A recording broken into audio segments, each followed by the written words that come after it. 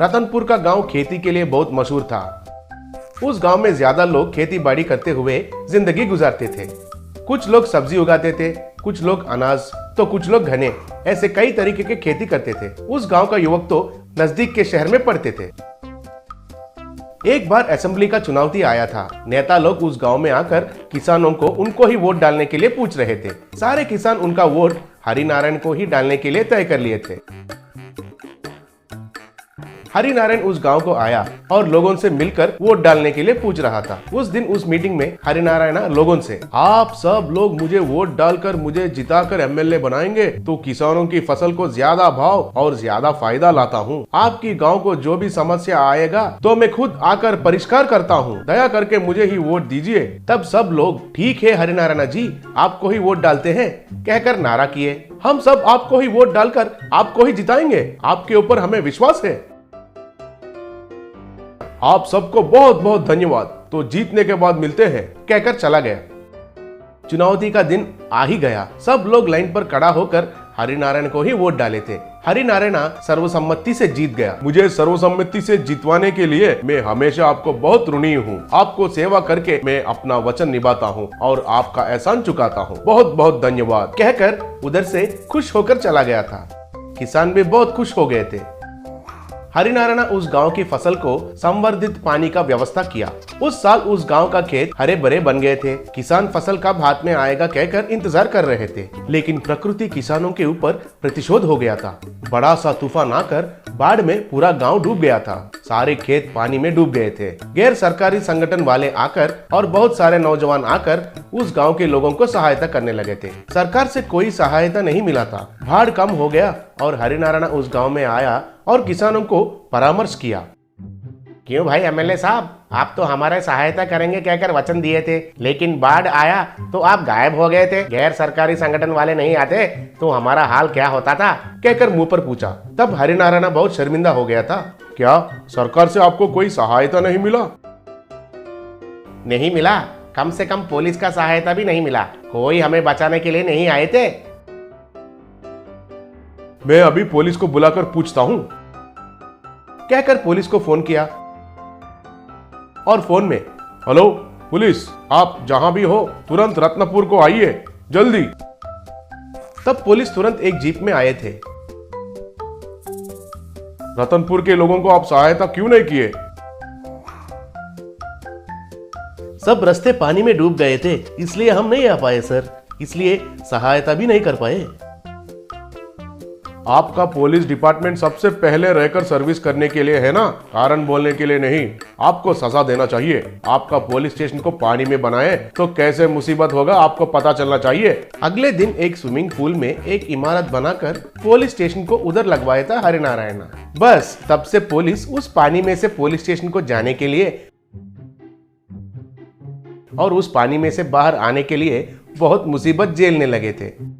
तब गांव वाले उनको देखकर, इन पुलिस को तो अच्छा सजा दिया है हरिनारायण जी ने। तब पुलिस गांव वाले के पास आकर, सारे गांव वालों से हम माफी चाहते हैं, पानी में से स्टेशन को आने जाने में बहुत मुश्किल हो रहा है, कृपया करके हमको माफ करके एमएलए साहब से बात करके हमें इस सजा से मुक्ति दिला दीजिए, कहकर प्रार्थना किया। तब सब लोग सोचकर हरिनारायण से बात किए। हरिनारायण भी सोचकर, पुलिस को माफ करता हूँ, लोगों को कौन सा भी आपत्ति आने पर आप पहले रहकर सहायता करेंगे कहकर प्रणाम कीजिए। आपके स्टेशन को स्विमिंग पूल से बाहर लेकर आता हूँ। अब से हम लोगों की समस्या को नजरअंदाज नहीं करेंगे, हम अपने जान को भी परवाह नहीं करेंगे और लोगों की सेवा करेंगे, कहकर सब पुलिस लोग वादा किए। तब सब लोग खुश हो गए। शोलापुर टाउन में वो एक बड़ा कॉलोनी है, उसका नाम हाईटेक कॉलोनी है। उस कॉलोनी में सभी फैसिलिटीज हैं, स्कूल्स, लाइब्रेरी, हॉस्पिटल, सुपरमार्केट्स और सब कुछ है।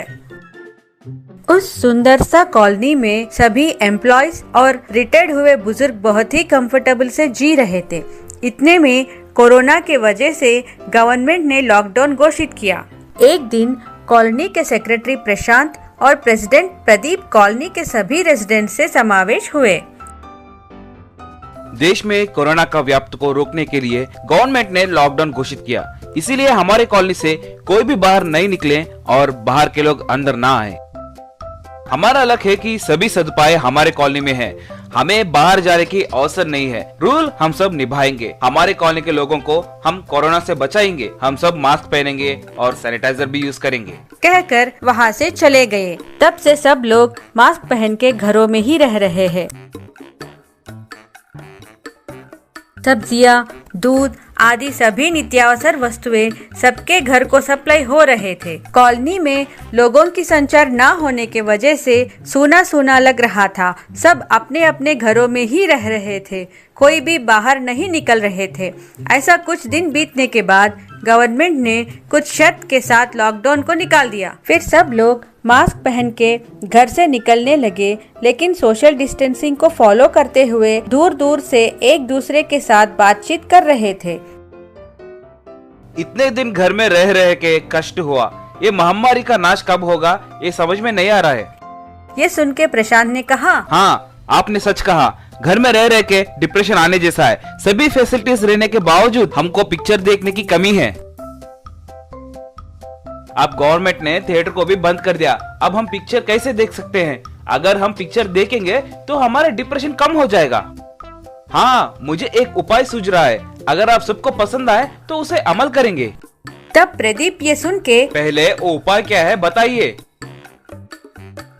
इसमें कहने की क्या बात है, अगर हम हमारे कॉलोनी में एक थिएटर बनाएंगे तो हमको कहीं भी कॉलोनी से बाहर जाने की जरूरत नहीं पड़ेगी। कैसा है मेरा प्लान? आपका प्लान बहुत अच्छा है। हम ही अपने कॉलोनी वालों के लिए एक थिएटर बनवाएंगे, लेकिन थिएटर बनाने के लिए जगह कहाँ पर है? ये सुन के प्रशांत ने कहा, हमारे कॉलोनी में ही एक जगह ढूंढेंगे। कह के प्रशांत और उसके दोस्त मिलके जगह ढूंढते हुए पूरा कॉलोनी घूमे, परंतु कहीं भी जगह नहीं मिला। सब मिलके प्रदीप के पास आकर, हमने कॉलोनी में जगह के लिए ढूंढा, लेकिन हमें कहीं भी जगह नहीं मिला। सभी बच्चे और बूढ़े सिनेमा न देखने की वजह से बहुत बोर हो रहे हैं। अब हम क्या करें? मेरे दिमाग में एक आइडिया है। बोलिए, वो आइडिया क्या है? कोरोना की वजह से हमारे स्विमिंग पूल को कोई इस्तेमाल नहीं कर रहा है, उसमें कोई भी स्विमिंग नहीं कर रहा है और कुछ दिनों तक नहीं करेंगे। इसीलिए उस पानी में तैरने वाले एक थिएटर को बनाएंगे। बोलिए, आइडिया कैसा है? आपका आइडिया बहुत अच्छा है, कल ही हम काम शुरू करेंगे। कल आप सब स्विमिंग पूल के पास आ जाइए। अगले दिन सब कॉलोनी के लोग स्विमिंग पूल के पास आकर लकड़ी से थिएटर बनाना शुरू किए। 5 दिन में उसका निर्माण पूरा हुआ। स्विमिंग पूल में तैरता हुआ थिएटर को देख के सब लोग बहुत खुश हो गए। कॉलोनी के बच्चे और बड़े खुशी खुशी से थिएटर के अंदर जा रहे थे। तब प्रशांत ने प्रदीप से कहा, आपका आइडिया सुपर है भाई, लोगों को मनोरंजित करके उनका डिप्रेशन दूर कर दिया है आपने। तब प्रदीप ने खुशी से कहा, ये सब हमारी कृषि का फल है, लेकिन सबको सोशल डिस्टेंसिंग फॉलो करवाना हमारी जिम्मेदारी है। जरूर भाई, इसकी जिम्मेदारी हम लेकर सबको सोशल डिस्टेंसिंग फॉलो करवा के पिक्चर दिखाएंगे।